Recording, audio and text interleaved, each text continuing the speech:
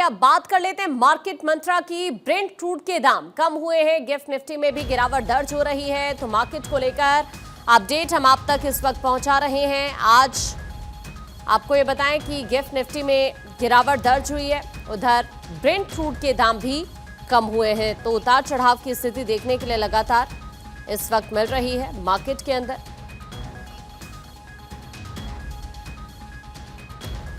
Brent crude के दाम आज कम हो गए हैं। आकाश जिंदल जी, मार्केट एक्सपर्ट, इस वक्त हमारे साथ जुड़ चुके हैं। आकाश जी, बहुत स्वागत करती हूं मैं आपका। सर, आज मार्केट को लेकर प्रेडिक्शंस क्या आपकी, क्या लग रहा है सर सिचुएशन आज? देखिए, एक बहुत अच्छी चीज है जो मार्केट और इकोनॉमी को लेके हुई है।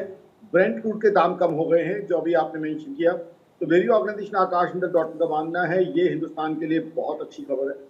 इससे क्या है, पेट्रोल डीजल के रेट अब आगे बढ़ने की संभावना कम हो जाएगी। साथ ही साथ इंडस्ट्री के लिए फ्यूल कॉस्टली भी होगा। अब इशू ये आ जाता है कि यूएस और ईरान के बीच जो बातचीत चल रही है, अगर वो पॉजिटिव एंगल से आगे बढ़ती है और स्टेट ऑफ हॉर्मुज़ खुल जाता है तो हिंदुस्तान के लिए अच्छी चीज हो सकती है और ग्लोबल इकोनॉमी के लिए, क्योंकि ग्लोबल इकोनॉमी इस समय रिसेशन की तरफ जा रही है। एक तरफ क्रूड ऑयल की प्राइसेस जो $126 पर बैरल तक चली गई थी, फिर देखा जाए क्रूड ऑयल की शॉर्टेज, गैस की शॉर्टेज, वो ग्लोबल इकोनॉमी जो पहले से वीक थी उसको फर्दर नुकसान हो रहे हैं। तो मेरी ऑर्गेनाइजेशन आकाश जिंदल डॉट का मानना है कि आज की तारीख में बहुत जरूरी है कि स्टेट ऑफ हॉर्मुज़ खुले, तभी ग्लोबल इकोनॉमी बहुत अच्छे से तेजी की तरफ चलेगी। Otherwise US as an economy हम देख चुके हैं, काफ़ी लॉसेज हुए। यूरोप को देखें, यूरोप की मेन इकोनॉमी जर्मनी को देखें, वहाँ भी दिक्कतें चल रही हैं। चाइना को देखें, ठीक है उनको क्रूड ऑयल मिल रहा है, बट चाइना की प्रोडक्शन दुनिया भर को एक्सपोर्ट होती थी, अब लोगों के अंदर दुनिया के अलग अलग कंट्रीज में बाइंग एपेटाइट नहीं रही है प्रोडक्ट्स के लिए, तो चाइना को भी दिक्कतें आ रही हैं। तो इस वजह से ग्लोबल इकोनॉमी पूरी तरह स्लो डाउन में तो जा ही चुकी है, अब रिसेशन में जाने की क्लियर कट संभावना है।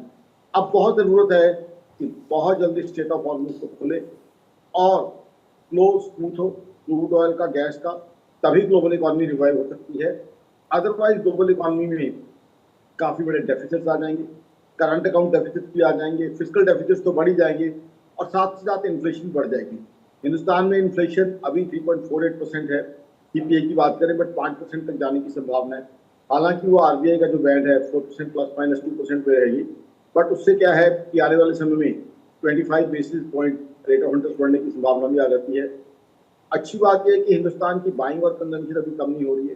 अभी समर हॉलीडेज का डेटा देखें तो हिल स्टेशन की बात करें, मनाली की बात करें, नैनीताल की बात करें, मसूरी की बात करें, तो बाइंग मतलब टूरिस्ट विजिट्स जो हैं वो बहुत ज़बरदस्त हो रही है। नंबर्स जो हैं, फुटफॉल काफ़ी अच्छी है। तो एटलीस्ट वो इकोनॉमी का एंगल अभी स्ट्रॉन्ग है कि बाइंग और कंजम्पशन है।